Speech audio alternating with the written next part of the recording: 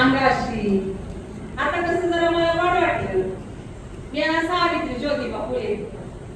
नाव समजासने ठावा असेल हो? होय तरी म्हणा, नाही तरी म्हणा. हा काय खाल्लं पिल्लं का नाही सकाळी सकाळी? नाश्ता बिष्टा झाला नाही वाटलं? चहा पाणी तर नाही झालं. मी सावित्री ज्योतिबा फुले. मी माझी संपली कहाणी तुम्हाला सांगते. आज आमच्या शेठजींचा 199वा वाढदिवस. या बाया 200 पूर्ण होणार. लय मोठा इतिहास. आणि 10 मिनिटात कसं सांगायचा तरी मी सांगते. नीट ध्यान देऊ नाही. मी सावित्री ज्योतिबा फुले. नायगाव माझं माया. खंडोजी नेवसे पाटलाची मी पोर. आवा पाटलाची पोर होती मी. माझं समंद पाडतो तू बघा पुरं केलं जायचं. मी काय बी हाट केला तरी मी माझा हाट पुरा केला जायचा बघा. महाबाप पाटील होता. अख्ख्या पंचक्रोशी मध्ये माझ्या बापाच्या नावाचा दबदबा होता. कुणाचा काय बी प्रश्न असला की माझ्या बापाकडे यावं. महाबाप समजांचा प्रश्न सोडवायचा बघा. अहो समेनी बायको नांदवली नाही तरी माझ्या बापाकडे यावं. आता हे तर समेला असं पण नाही ना बघ. नाही तर म्हणते ना आमची भानगड ह्यांना कोणी सांगितली. होय होय तर समेनी बायको नाही नांदवली तरी माझ्या बापाकडे यावं. महाबाप समेला बोलवून घ्यायचा आणि म्हणायचा, अरे सभ्य ऐकूला नांदवत नाहीस म्हणजे काय? गुमान घेऊन जा घरला तिला. सभ्या लाटा लाटा कापायचा ना. म्हणायचं मी कुठं काय म्हणते, मी कुठं काय म्हणते, मग गुमान बायकोला घेऊन घरला जायचं. या हे शब्द लहानपणी बघत असायचे. मला असं वाटायचं आपण मी मोठं झाल्यावर असं काहीतरी केलं पाहिजे. मला असं वाटायचं आपण मी मोठं झाल्यावर लोकांचा प्रश्न सोडवला पाहिजे. असं मला लहानपणापासून वाटायचं. मी लहान असताना माई माझा लय लाड करायची बघा. जशी तुमची माई तुमचा लाड करते का तशी माझी माई माझा लाड करायची बघा. माझी माय अशी जातीच्या वयावर बसली का तशी म्हणायची बघा, नाय धावच्या चावडीला सोन्याईचा दरवाजा, सोन्याईचा दरवाजा जुन्या गाडीवर नवा राजा. सावित्री लाडई किले धरी बापाच्या धोतराला, धरी बापाच्या धोतराला गले कसोभतीचा तुराला. बरोबर टाळ्या मिळवा.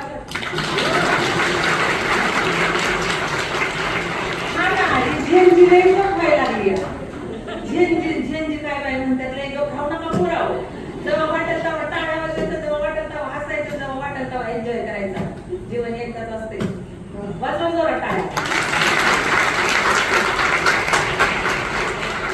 माझी माय बघा माझं लई लाड करायची. अशी जात्याच्या वयावर बसली का जात्याच्या वयावर माझं नाव घ्यायची. माई मला लाड करायची. माई मला खूप बाजारला जायची. शिरवळचा बाजार होता. आता सगळे जे सातारा रोडनी यायचे बघा. तुम्ही लोक येत असतात ना सातारा रोडनी. हा कोल्हापूरवरून येताना सातारा रोडवरती शिरवळ नावाचं गाव लागते. बघितलं असेल की? होय होय लय फेमस वडापाव आहे तिथं. कोणता? कोणता? श्रीराम वडापाव. लय भारी दुकान आहे. सगळे जण जावं तिथं. मार्केटिंग करत नाही बरं का. तर ते शिरवळच्या बाजारामध्ये बघा माय मला घेऊन जायची. शिरवळ पासून 3 किलोमीटर आहे नायगाव.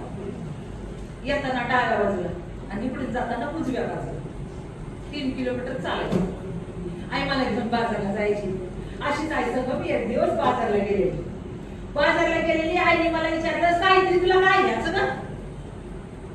त्याच्या टायमाला मला जिलबी लय आवडायची बघा. आता तुम्हाला बी आवडत असेल की जिलबी? नाही. आणि मग गाणं का निघाले जिलेबी बाई. तर मला जिलबी लय आवडायची बघा. आता आमच्या कम्प्युटरच्या पूनम मॅडम आहेत, त्यांना जिलबी नाही आवडत.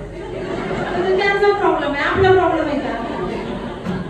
तर मला जिलबी लय आवडायची बघा. तर अशी मी बाजारामध्ये गेलेली. आईने मला विचारलं, सावित्री तुला काय घ्यायचं का? मला जिलबी लय आवडायची.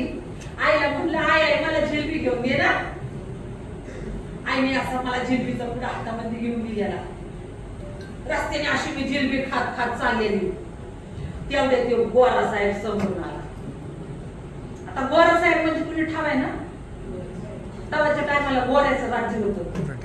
इंग्लिश घारघार डोळे गोल गोरी माणसं, हा तो गोऱ्याचं राज्य होतं. असा गोरा माणूस समोरून आला आणि मला म्हणतो कसा, हे बेबी रस्त्याने जाताना खायचं ना. मला काय बी कळत ना, पण म्हणलं बाबा जिलबीच्या पुढे बघतोय ना, असं असं बोट करतोय, म्हणलं जिलबी खायची नाही म्हणतोय. तशी लई मी हुशार होती बाबा. तो म्हणतात ताक वाटायची. अशी बरीच लोक आहेत आपल्यामध्ये, तो म्हणतात ताक वाटणारी. वाडी कॉलेज लई भारी तलावाला होता.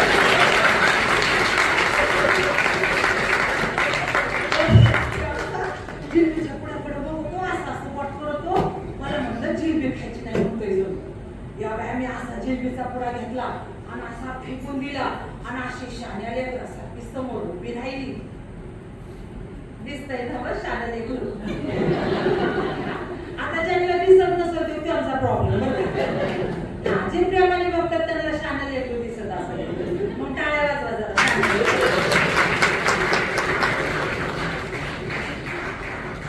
तर अशी मी शाण्या लेकरासारखी उभी राहिलेली.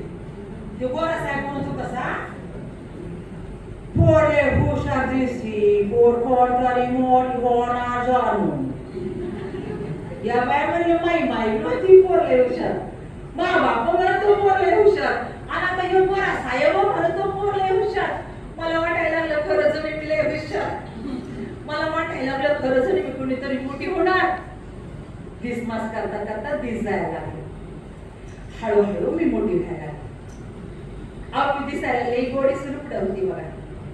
लांब नाक, टपकं डोळं, माणसाने नुसतं बघत राहावं असं माझं. आज मी बघतात म्हणा माणसं, पण मी तवाची गोष्ट सांगते, आताची नव्हं. आता जो कार्यक्रम करत्या त्या प्राचार्य बाई आहे, आणि मी तवाच्या टायमाची गोष्ट सांगते, सावित्रीबाई फुले. लांब नाक, टपकं डोळं, नुसतं बघत राहावं असं माझं. मी 9 वर्षाची झाली असं. तवाच्या टायमाला बघा, येवल्या पुरीची लग्न उरकून टाकायची. येवल्या पुरीची लग्न उरकून टाकायची. तिचं वय बघायचं नाही, काय नाही. मी 9 वर्षाची झाली. तेवढ्याच खनकवडीच्या पाटलाची पोर सगुणा बाया आपल्या भावासाठी पोरगी शोधत होती. ज्योतिबा त्याचं नाव. आणि लय काय बाई विचार असायचं बघा त्या ज्योतिबा फुलांच्या डोक्यात. पुरीबाईने शिकवलं पाहिजे, पुरीबाईने शिक्षण दिलं पाहिजे, असं काय बाई चांगल्या ज्योतिबाच्या डोक्यामध्ये असायचं. सगुणाबाई म्हणायला लागली, सावित्रीची ज्योतिबाची जोडी लई झाक दिसल बाया. या बायाने लय उठाव्याटा पडतो बघा. काय उठाव्याटा पडतो? कुणाची जोडी कुणासंग झाकली जाते. शिकवण्यावर लक्ष द्या. कुणाची जोडी कुणासंग झाकली असेल तुम्हाला काय करायचंय? ह्या बायाने तवापासून उठाव्याटा बघा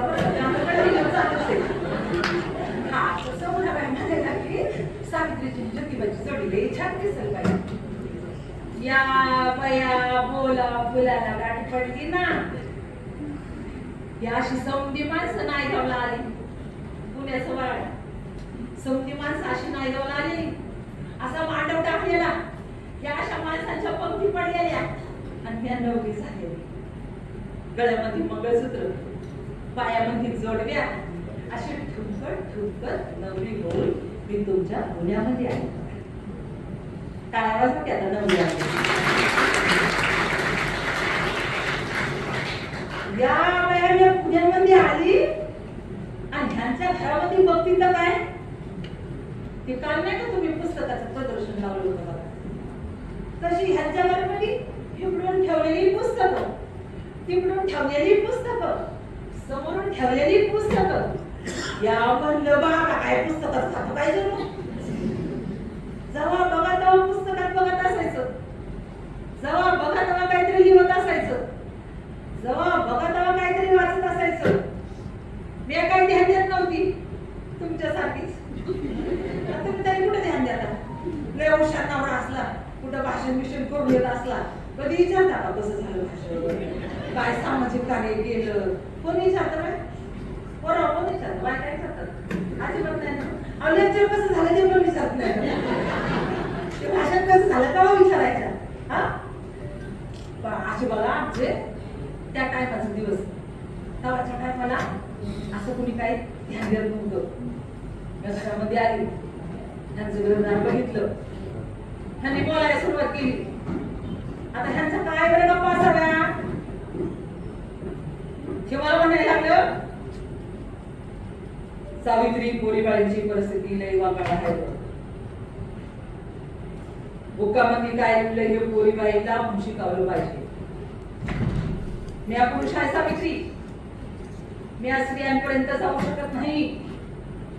तू स्त्री आहे सावित्री, तू स्वतः शिक्षण घे, दुसऱ्यांना शिक्षण दे. या बाया म्हणलं 10-12 भाकऱ्या थापाया सांगितल्या असत्या तर मी थापा थापा थापून दिल्या असत्या. हा पण स्वतः शिकायचं, दुसऱ्याला शिकवायचं, मला नाही जमायचं काय असलं. हे असलं मला काय शिकवायचं मी करायचं सांगू नका असं तुम्ही. आता पोरी तुम्ही बी बघा जावा नवीन विषय येतो तुमच्याकडे. हा जुन्या जर फरडपट्टी केलेल्या सगळ्या नोट्स तयार असलेल्या ते विषय शिकवायला लई पोरी लहान. आणि जर मला त्याला विषय दिला तर या बाया मला नाही जमायचं काय. हा तसं ते मला म्हणायला लागलं पुरी बाईंना लिवाय वाचायला शिकव. मी म्हणलं या बाया मला नाही बाय जमायचं असतं. हा बचत गटाच्या बायांना मी पुरी हो भाषण करा म्हणलं तर बाया काय म्हणतात या बाया मला नाही जमायचं काय असतं. आणि 10-12 भाकरी समोर ठेवल्या की गुबू गुबू गुबू सुरू होते. माहिती आता मी पळवट शोधायला आली. म्हणले बाय मला काही जमायचं नाही असतं, हे लिवायचं काही जमायचं नाही. हे मला म्हणायला लागलं सावित्री प्रयत्न कर, प्रयत्न कर सावित्री, तुझी गरज आहे समाजाला. या बाय आवाज वाढला. तुम्ही तरी बोलता का आवाज वाढला? आता काय काय फटाकड्या बोलत असेल होय. हा पण बाय जुन्या आमच्या पिढीच्या बाय मुसमाडी मॅडमला माहिती आमच्या पिढीच्या बाय नव्हतं बोलत. हा आवाज वाढला की आपलं गप असायचं. तसे ह्यांचा आवाज वाढला मी गपचूप बसली, मी काय नाही बोलली. मग आम्ही शेतावर गेलो. शेतावरशी पेरायची कामं चाललेली होती. माझ्याबरोबर सगुणाबाई होती, माझ्याबरोबर फातिमा शेख होती. आम्ही समजा जरी मिळून अशी पेरायची कामं करत होतो. ह्याने मला आवाज दिला. मला म्हणतात तसं आता सावित्री बघ पेरायची कामं चालू आहे की. आम्ही एका दारीनं काढून घेतलं नाही तर उभं गणेश निर्माण होत नाही. आज आपण दोघांनी काढून घेतलं नाही तर उद्याच्या समाजाची निर्मिती होणार नाही.